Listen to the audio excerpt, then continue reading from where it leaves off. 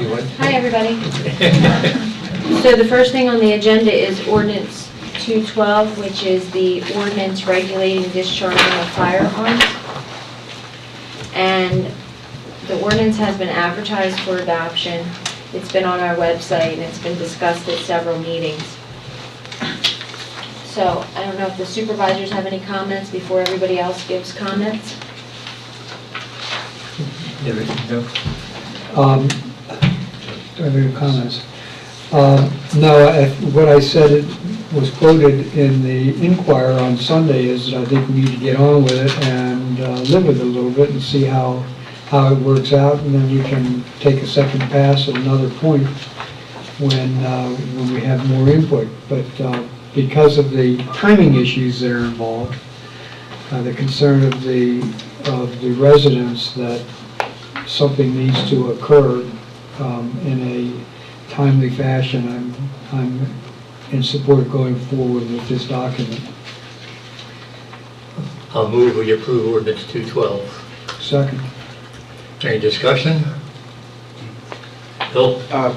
Bill Shelton, I wanted to ask if you could put into the record the documentation or examples of unsafe firearm handling, unsafe firearm discharges that have occurred within the township. That is the basis for an ordinance, a safety ordinance. Every person who has spoken, and I agree with every neighbor who has spoken, good neighbor, about how the noise element of having someone discharge firearms. The good neighbor who had elderly relatives come over and the noise just drove them away. The good neighbor who lives a quarter mile away and could hear the noise of discharges. If there's unsafe gun handling practices going on, there ought to be broken glass, bullet holes in any siding of any structure. There have been videotaped by somebody who has an interest in this. There ought to be complaints filed about noise or anything else. But every complaint has been about noise. And yet the ordinance, background and interest, doesn't mention noise. Safety is the issue, not noise. No, safety. Well, we've taken noise and made it into safety. No, we haven't. Isn't there a noise ordinance in the town? Yes. But that's, Let me take a shot at trying to answer the question. Oh, I guess that was a lousy pun, I'm sorry. Let me make an effort at trying to address your concern. I think that the number one issue that I have heard is that there is no way that, as circumstances currently exist from a legal perspective, that short of a body on the ground and the ambulance on its way, can the police department go in and investigate, can check on anything. There is nothing in place. And my concern is that we need something in place to make sure that it is not an uncontrolled environment, and that that the police haven't the ability to get onto the site and see what is going on. That's in addition, that is why it was important to have the distance component put into the statute to define what is minimally safe circumstances. That is, that you can't be so close to property lines and other buildings.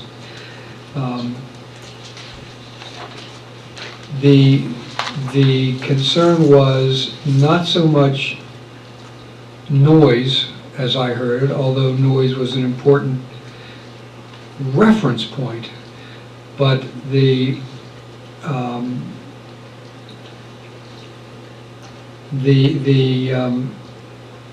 amount of shooting that was going on, the size of the weapons that were being discharged,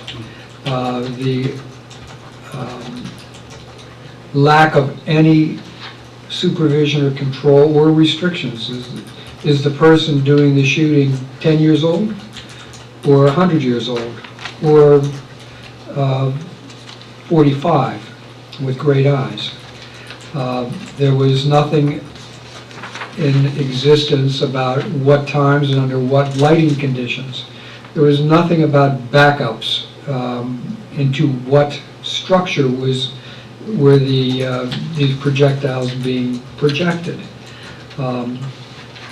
So all of these things go to the question of safety and go to, my concern is that we need something in place because of the importance of the subject in its totality. I don't need a body to make me want to say, oh, we have a problem. I want to address the thing before there's a body. So I don't give you an example. There are no bodies that I'm aware of. But I'd like there was the opportunity for one, as one of the episodes that I heard was somebody who was on the property and the fire line and the guns were going off around him, which is not exactly a safe situation. So the opportunity is there, and that's what I was concerned to need to address. Fine. You would not know this about me, but I've been trained as a range officer, and I have been a range officer at a shooting range in Delaware. No, I don't know that about you. No, you don't, but the shooting range that I shot at and was a range officer at was in practice for about 50 years. It was down on a DuPont property site south of Newark. And in 50 years of shooting, and it was used very heavily, there was only one accident in 50 years, and that was a bee sting. 50 years of shooting. These are targets that are manually placed downrange. One person in our meetings previously suggested that Mr. Elling should be downrange during a shooting episode, and actually I'm glad that person brought that comment up, because that is what happens at virtually every shooting range. Shooters bring their targets, they walk down range, they place their targets, they return to the firing line. If it's a crowded facility, which is common, and as you pointed out, people shoot approximately 3 feet apart from each other. Strangers, people using all-powered weapons, depending on the rules of the range or whatever, and when finished shooting, they walk down range again and retrieve their targets. 50 years of doing this at one shooting range, and not one person was shot or injured in doing this. There were no bodies, as you were indicating. Firearms by themselves do not necessarily indicate an unsafe practice. 50 years of experience at one shooting range would say that that's pretty much so. Thank you. We're not talking about a shooting range, though. I thought We're talking about people in their backyard. Right. Was your Well- shooting range located in a residential area? Yes, One, and did it have a backstop? yes, to What both was the questions. backstop? If I can address this, because this could go on all night again. No, we're not going to. I brought this to the supervisors and the manager's attention, because there wasn't anything to regulate the situation I was seeing, or else or no. And one of the other things we saw was the size of the lots that shooting is permitted on by state law, unless you have some kind of regulation. I don't think it's safe for somebody to shoot on 2 acres. And as far as I calculated, a little different than anybody else, you have to have 5 1/4 acres. If you have 5 1/4 acres under our ordinance, and it's configured right, you could probably shoot down the middle of it. But some of the neighborhoods where these shots were being fired, and I'm not just talking in Centerville, I'm talking throughout the township, they're just not large enough, and not having backstops, and the range that Bill was out, was a very safe range, and they had range officers there. We're not talking that type of situation. We're talking one shooter who came out 3 o'clock in the morning because he felt like shooting, fire off a couple shots. And maybe That's had a what we're couple of trying- beers in the meantime. That's what we're trying to That we regulate. don't know. Yeah. So we're not, this is not an anti-shooting ordinance. This is an ordinance that regulates shooting. As you know, we can't prohibit shooting. The state said we can't, but we can regulate it for safety. And that's what we're trying to do here, and that's all we're trying to do, as far as I know. Thank you. Anyone else have anything? I call for the question. All those in favor? Aye. Aye. Ordinance 212 is approved. Congratulations.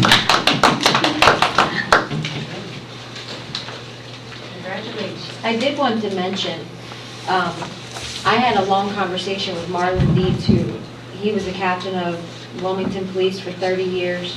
He's in charge of our deer committee, and he said that it's extremely unsafe for somebody with a lot of the size of 2 acres to be shooting. And he said it just shouldn't happen. So. Do we want to continue, Lisa, with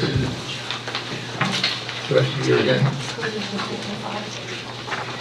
I want to thank the residents, both sides, but the residents who have come out during the last couple of months to help the supervisors grasp the seriousness of this matter and to help us to evaluate a course of conduct.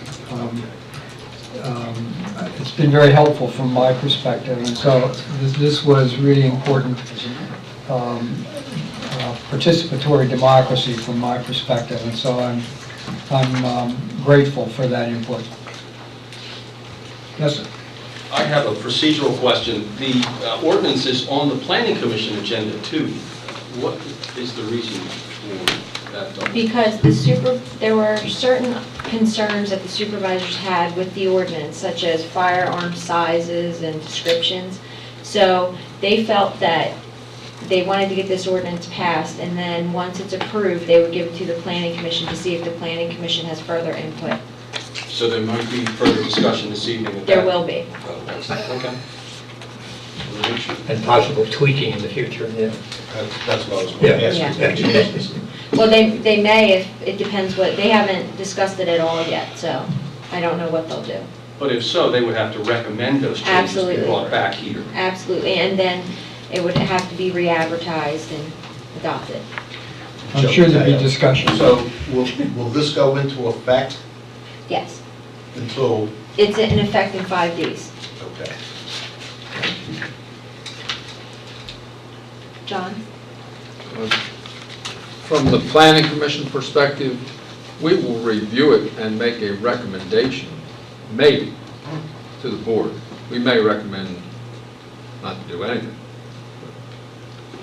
It will take some time. Okay. I just wanted to make sure that as we follow this along, Yes. that that everyone has an opportunity to continue input at the appropriate agenda. Yeah, so as of now, it's in the planning commission's hands. Okay, super, thanks. So I'm just a question, because I'm ignorant to the laws, but once we have this ordinance in effect 5 days from now, what's the procedure? How do you implement it? I guess the first thing I would do, of course, would be to call the 911, which is probably not a good idea. That is a good idea, because in Chester County, all calls go to 911. Everything. That's the way it's been set for years. If you want police in Chester County, it's 911. That's the way it And is. then from that point, the police take At that over. point, what'll happen is myself or Officer Nolan's working, we'll get one of us. If we're not, we'll transfer it to the state police. The state police may come out because it's an ordinance, and the state police are not allowed by law to enforce ordinances. If they're not super busy, which they generally are, they may come out to investigate what the shots are. That's possible. But if it's just shooting, they'll have us. And then when we get notice of all the calls that come through 911 for Kennett Township, so we would see it when we came to work. Or you could leave us the message at the township building. But I recommend calling 911 so something gets dealt with right away. Because otherwise, we could be out on the road and not get that message left on our answering machine for another day. Would the state police report indicate where that was, even if they didn't respond? Any call that goes 911, we will get we get a copy of it the following day. It comes down through our system the following day. Okay, so you'll Call go. the state police direct, we may never see that. Yeah, Could stay with okay. them. But if it's 911, you'll see it eventually. Yes. So let's say the homeowner says, I don't know anything about any ordinance. What happens next? He's going to get told one time. And then what? Then He's cited. he's cited? He could be cited. But you have to keep in mind, we have to prove that those shots were in violation of the ordinance. That's what I'm getting to, Well, there's ways to prove it. And it's a misdemeanor, not a felony? No, it's a summary. Just, I mean, it's even a misdemeanor. Summary. But it depends. is we go out and decide, we're notified in violation of the ordinance, and we see something that we say is unsafe, that's a recklessly endangering other people. That is a misdemeanor under the crime code. Ordinance is what gets us there in the first place. Okay, all right, yeah, we'll see what happens, I guess, huh? It's a work in progress. Yeah. Um, Okay. Chief McCarthy asked if he could talk to us about fireworks. I wanted to address the board because fireworks, they are permitted in a municipality if the municipality gives permission. That's under Title 35. Under Title 35, the municipality has to give permission, and they have to have a licensed pyrotech. They have to set up for fire control, and they have to have substantial room to do it. A pyrotech calculates the air movement, so that the ash is dead when it comes down. There's a whole process to this. And years ago, the township set the policy that you have to obtain permission, but it was so long ago, almost nobody knows it. So what I wanted the board to do tonight was say, yes, you have to obtain permission, and you have to file what we call a community event form. And what that is, we have community events we have to be able to plan for. We have to have police, fire, traffic control. We may have the road department. There are so many things in that community event. We're not trying to prohibit the event. We're just trying to make sure we have all the bases covered. So years ago, we started this form, which goes through police department, goes to the manager, it goes to the road department, it goes, and then it finally gets to the supervisor. And there's insurance indemnification in that process. So I would like the township supervisors to set the policy that if you're going to have a public display of fireworks, you have to file the community event form in order to get your municipality permission. And that's for any person. It's for any person. And just 2 weeks ago, we had 3 separate events. We had one that occurred literally right on the border between us and Pennsbury Township. That's where the pyrotech was set up. He did it by the book. He had a fire company there, he had residents notified. He had everything under control. On the opposite side of the township, they had a fireworks display. There was no calculation to the air movement, no calculation to the height of the fireworks. They were shooting these things over houses. They were shooting them over trucks loaded with very, very vulnerable material. And they were like, well, we didn't know. And really, in a sense, they stopped because we told them you have to stop.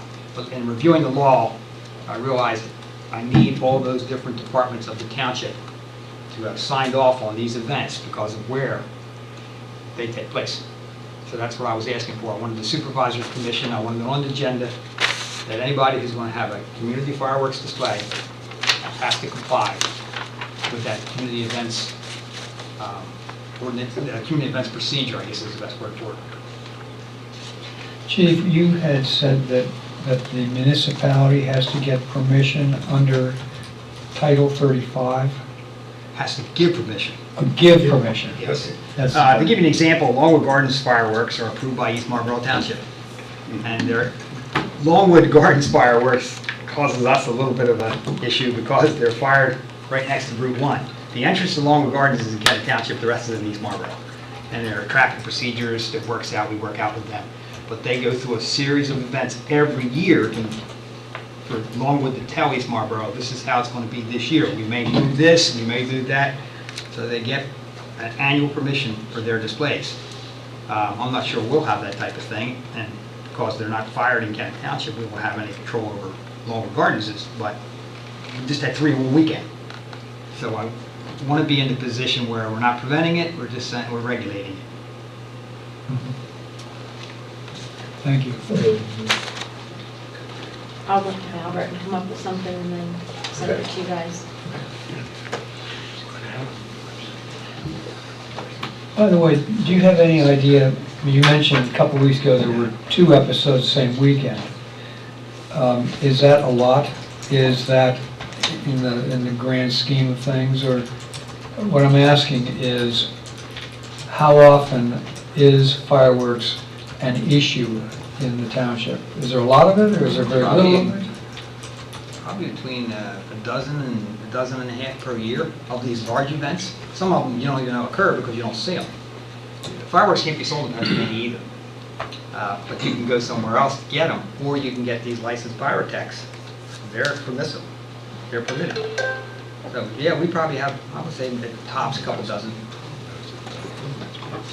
Fourth of July and New Year's. Yeah. Two biggies, yeah. I wanted to give you an update on the Penn's Manor development. This is the development off of East Baltimore Pike that the township has to finish the development. The road widening off of Pemberton is being completed it's supposed to be complete as of tomorrow. Good. They're going to place the topsoil, grass seed, and mulch behind the completed curb today. They are in the process of completing the areas of base repair throughout the development. They are completing the cleaning out of inlets before flushing the inlets and stormwater pipes. As soon as this is completed, then they will convert the basins to their final stage. Tomorrow they're going to begin work on the sump pump infiltration trench. And they're waiting for a revised ADA ramp design. Once they get that, then they will complete the sidewalk and curbs, except where the ADA ramps are to be installed. The light fixtures will be installed at the end of the week. We're still waiting for approval from PICO for the streetlights. Unfortunately, the project got delayed due to the rain. Who will be billed for the lighting? Once they're installed, the development. So the probability is that the roads will be finished before the first snowfall, Absolutely. because that was an issue last year. Absolutely. Who was going to plow it when you had an unfinished road? Right. Or hours now, anyhow, I guess. And the school is driving through the development. That was another issue, that they wouldn't because they weren't township roads. They are now. I've talked to the original developer, and he's agreed to sign the roads over to us. So we're preparing the deeds for dedication, and as soon as we get them, then we can get them dedicated and get liquid fuels money for them. So as long as we have that done by the end of October, we'll get that. Good. And the landscaping's all the dead landscaping's being replaced within the month. Yes? Do they have a pumping station there? No, they're connected to the VFW pumping station, which is across the street by the VFW. So that will increase the township revenue? No, they've been connected They've been connected? for a long time. I see. They actually build it. Oh. The developer paid for Yeah. a large portion of the Yeah. pumping station I see. to be built. Okay. It's a nice looking place, too. The pumping station? Yeah. It is. Yes.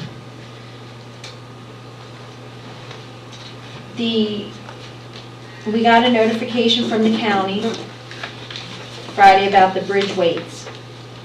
They have put new weight restrictions on some bridges throughout the county. One of them in the township is the State Street Bridge, which is as you come out of the borough down State Street towards New Garden Township, right before the Creekside Diner. It's that bridge, Right before Penn's Manor. right before Pennsylvania. They've reduced it to 30 ton. And now they require anybody who needs to go over that bridge that's over 30 ton has to fill out a form with a request to go over the bridge. I can't see that happening. But that's what PennDOT gave me, these forms, and I have to put them on our website. If anybody wants to go over that bridge, they're gonna fill out the form. Right. What is the maximum weight of trucks that will go over? Isn't that 20 tons or 40,000? It's 30 tons now. 30. No, and that's a restriction, but Yeah. typically, when they load up a tractor trailer, it can go to 40,000. Right. 80,000. 40 tons, 80,000. 40 tons, 80,000? Yeah. Jeez, it's heavy. There are all those businesses, and I guess they're New Garden Township, kind of the other side of Giant. I mean, Right. is anything done to notify them? Because they seem like they would be the likely suspects. Like Manny Freddy? It's Yeah. posted, Yeah, it's posted. it is posted now, and the county posted it on So their the county website. probably communicates. But Manfredi is the one that we had a concern with today. So we're gonna post it on our website and try to notify all the big businesses in the township. And then we'll notify New Garden Township, so they can notify any businesses that they think it'll affect. And, we'll try to do the best we can to let them know. But I don't think the big trucks will be coming in that way, but they might be, I don't know. Yeah. I don't know. Slightly off topic, but concerning roads, is there anything percolating with the borough as far as the Cypress Street study? Have the supervisors told the borough that Cannon Township does not want to pay or enter into that, or? Well, we told the borough that the supervisors are not willing to enter into an agreement right now, but they would like to meet with them to discuss it. And so that's still open? Yes, but they haven't set up a date yet. Going back to your announcement about the bridge adjustment, as I read it, the paperwork on it, that was the one bridge at this point that the township was responsible for. Right. And so we're dealing with it on perspective of the township. But there were, if I recall, at least 3 state bridges in the township that are also on the list to be adjusted. Well, that one's in the township, but that one's a state one. So is 82 Route is- 82 over 82 Red is Clay 50. Creek in the township. That's been reduced to 29 ton. And then, Where is the 82 in Creek? Is that down by Clifton Mills. Clifton Mills. Clifton Mills, yeah, Mhm. the Great Bridge there. Yeah, that's what I thought it was. Yeah. It's scheduled for rebuilding anyhow. Okay. Yeah, so, Is Marshall, Bob was tremendous, is Marshall Bridge at 82 also like already weight restricted to about that same level? 'Cause they're the I don't think same? so. No, that was rebuilt about 7, 8 years ago. Okay. It's not restricted at all. What restricts Marshall's Bridge is the length of vehicles. Because of the curves, the blind curves, and they can't stay on the side of the road, so it's 30 feet. That's something the township, we did by our engineers. Because a vehicle longer than 30 feet can't make a curve without going on the wrong side of the road. That's the restriction there. On Marshall Bridge Road, on the bank stabilization, we're waiting for they had to do some new calculations out there, and then they're gonna start preparing the bid documents to put the project out for bid. So I don't know if that'll happen. It's supposed to happen this fall, but we'll see. And the sewer extension along Creek Road and the sewer extension along Hillendale, we were delayed for quite a while by DEP in our planning process because there was a pipe into one of our pump stations that was crooked. So we had to dig it out and figure out what was going on with that pipe. And we got that resolved, and now we're allowed to go ahead with the planning, finish the planning for the extensions. We thought the extensions would be completed this year, but they're not. And I don't think they will be, so it would be in the spring. So pretty soon, we're going to schedule a meeting with the supervisors and all the residents that will be affected by the sewer extensions, so that they can understand more of what's going on before they get before the project goes out for bid. 2 residents along Creek Road, we have to get, actually 3 residents. 2 on Creek Road we have to get easements from because there's culverts right where the sewer line's going, so we have to get an easement from them to go back further. So we're working on that right now. And then 1 resident at 5 Points we have to get an easement from because we have to cut, they're right at the corner at 5 Points, and we have to come back a little further due to another culvert up there. Yeah, Bob Osterman again. Will the planning commission be invited to that meeting? Yes, Who is doing the negotiating for these easements? you guys will. Oh, but so it hadn't happened No, yet? no, no. Right now, we're just preparing the legal descriptions. And URS has prepared the legal descriptions. They've been sent to Bob Adams for review. Bob's going to give us his comments and a suggestion for the price. And then we will all meet with the residents. The price for the easement? Yes, Yeah. what he suggests that we should offer them. And is that based on some sort of appraisal, a real estate appraisal? I'm not sure exactly what he's gonna base it on yet, but he said he's going to let us know what he comes up with and what he feels the best value is for them and us. Amazing. And the other angle to that, they have to pay a tapping fee. So he said maybe, once you come up with a price, you could offer to reduce the tapping fee, that amount, but once we come up with everything, then the supervisors and I will sit down with the resident and have discussion on it. We had the easements for the traffic light at Hillendale and 52. Mhm.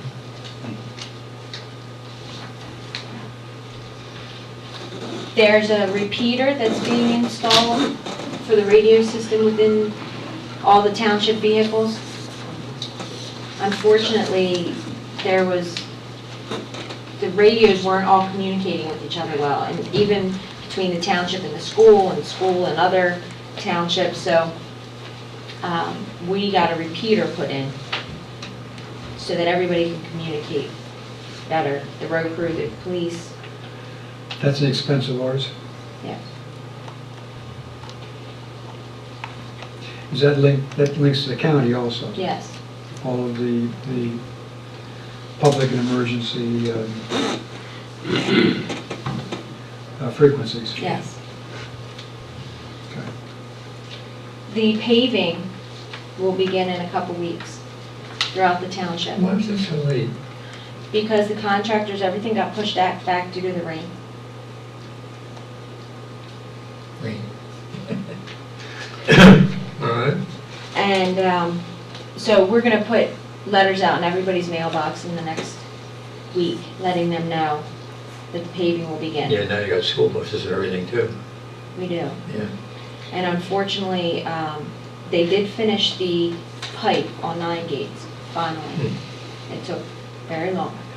But they had to rent a jackhammer, and with the weather, it took long. But they got it done, they got the temporary patch put down there, and then they're gonna go back in 2 weeks and pave, so it'll be, 9 gates will be closed for 2 weeks. For 2 days.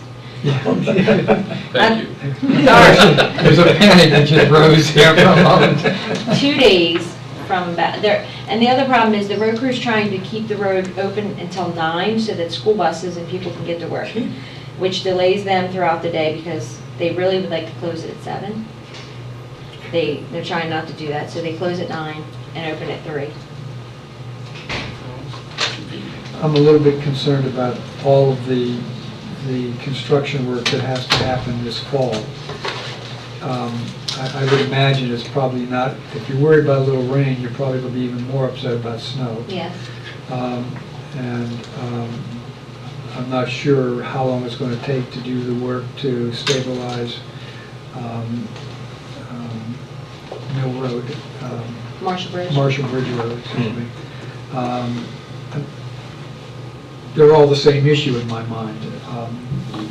So I'm just wondering if there's enough time to fit all of that in. I'm not positive there is.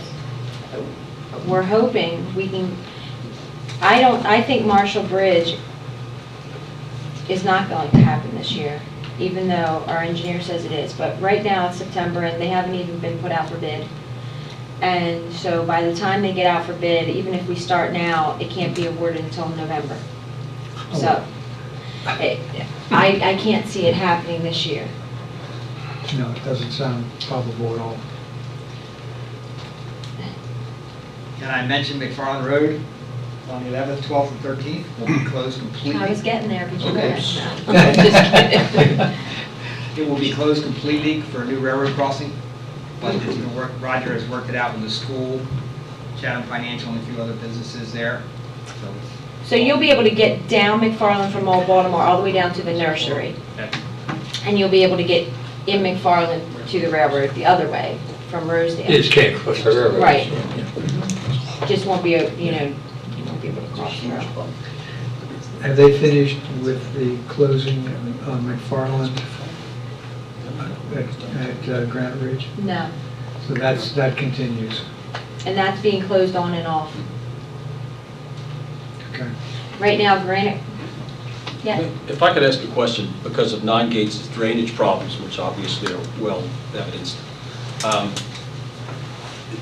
does the road crew plan on milling and then replacing? Yes. It does, okay, because, so that's why it's going to be closed for 2 days, because the first day they have to mill it, the second day they have to pave it. because the addition of more asphalt would enhance the crowning and worsen the drainage issues that we're all trying to cure.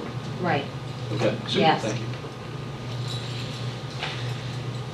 Granite Ridge, they are, right now, I'm sure everybody's been by Granite Ridge, the pile of dirt is Growing. huge.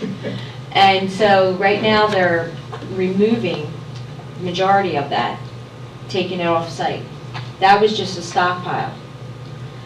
So, and the concern is that that dirt is not stabilized and it's contributing to all the muddy water that's still running off onto everybody's property. It seems that Granite Ridge was shut down for a while because all of their stormwater controls blew out. Because the county now makes people use this new system, it's a tube that's filled with mulch as your ENS controls, instead of the silt fence.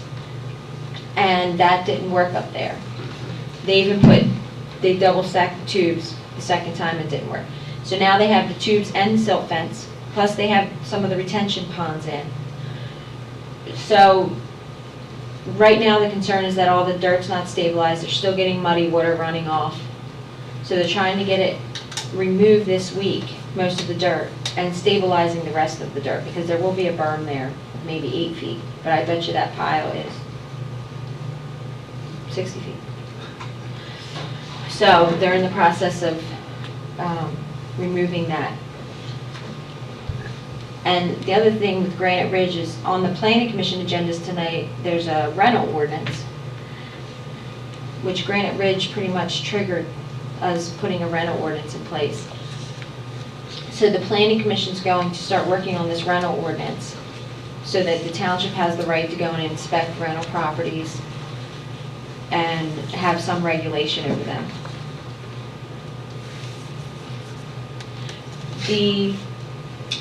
The other property at the other end of McFarland Road, which is the old Chandler property, it's owned now by T.I. Kennett, John Lynch. They're planning to build 36 homes.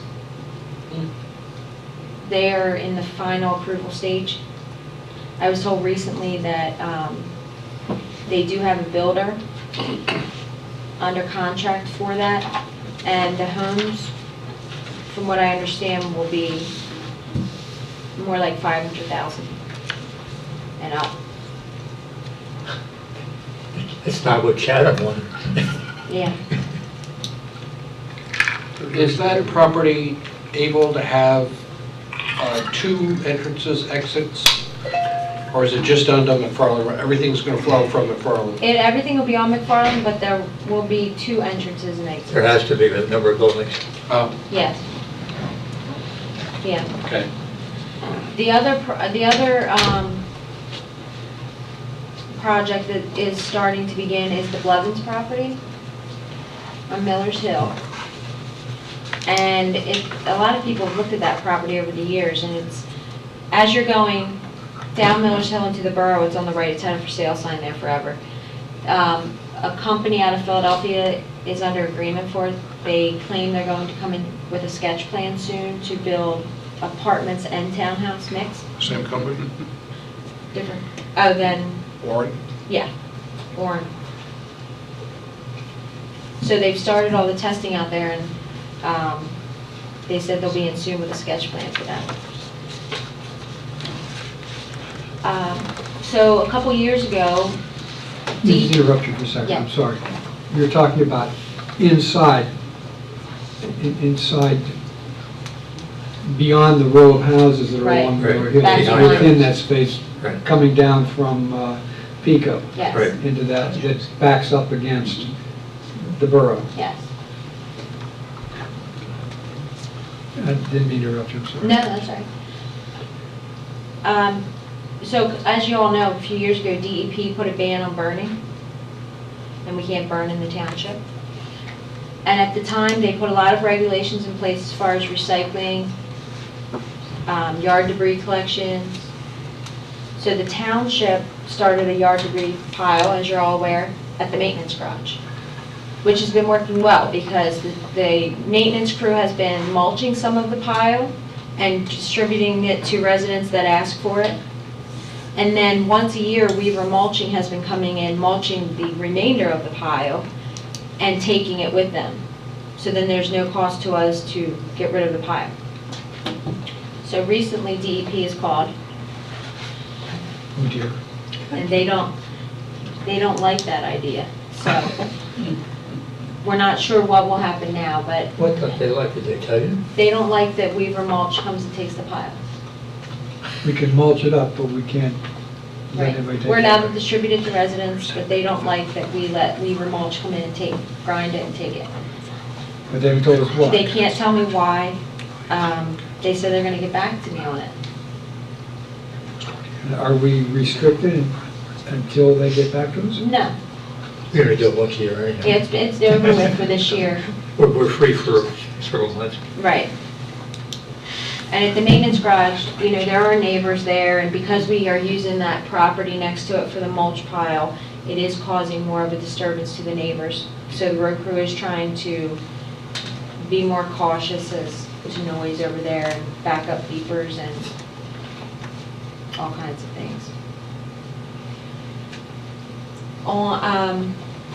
The Chester County Health Department called and said that they did find traces of the West Nile virus at the Balmoral Community Sewer System and at the in the Mendenhall area, where the Mendenhall pump station is, on 52 by the Mendenhall Sunoco and Mendenhall Inn. So they will be out spraying those areas Thursday night. So I have let the businesses in Mendenhall know, and I also let Balmoral know that they'll be out there. They said they're testing other areas in the township. There are no outbreaks of the disease? No. They've only found this in mosquitoes? I guess in the mosquitoes in that area where there's standing water at the Balmoral pump station and the Mendenhall pump station. When you say the Mendenhall pump station, you mean that little sewage plant at the Mendenhall Inn? Yes, Okay. yes. Don't schedule any events there. Joe, that's a joke. Lisa, excuse me, given the outbreak of these open water situations, is the Chester County Health Department made any decisions about checking other open water areas, stormwater retention basins, and other places where this would be a natural? That's what I habitat? just said. They're in the process of checking the other areas They in are? the township. They are.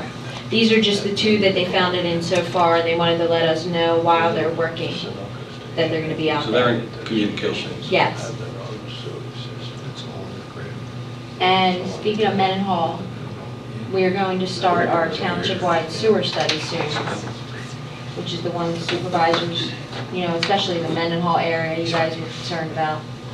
So we're going to start that sewer study soon.